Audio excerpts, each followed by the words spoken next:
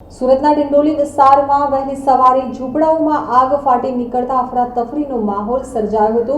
જો કે સદનસીબે આ ઘટનામાં કોઈ જાનહાનિ થવા પામી ન હતી.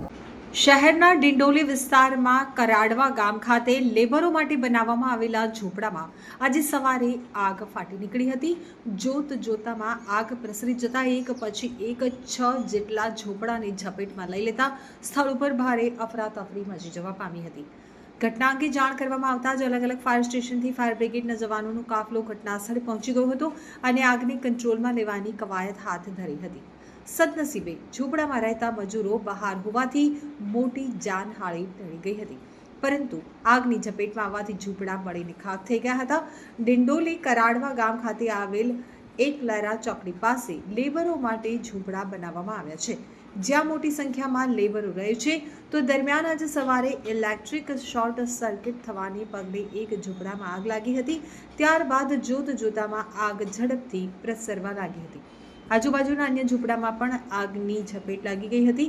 આગની આ ઘટનાને પગલે સ્થળ ઉપર નાસભાગ અને ભાગદોડ મચી ગઈ હતી.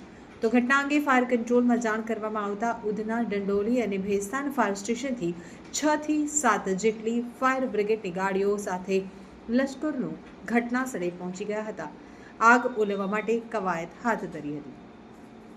ફાયર ઓફિસર તરુણ ગઢવીએ જણાવ્યું હતું કે આગ ઝૂંપડાઓમાં પ્રસરી ગઈ હતી, જેને પગલે 5 થી 6 જેટલા ઝૂંપડા તેમજ ખાટલા, ગાદલા સહિત ઘરવખરી આગમાં બળી ગઈ હતી.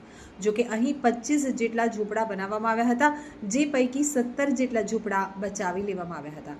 1 થી 1.5 કલાકની ભારે જહેમત બાદ આગ ઓલવવામાં આવતા સમગ્ર પરિસ્થિતિ નિયંત્રણમાં આવી ગઈ હતી, તેમજ આ ઘટનામાં કોઈ જાનહાનિ નહીં થવા પામી હતી.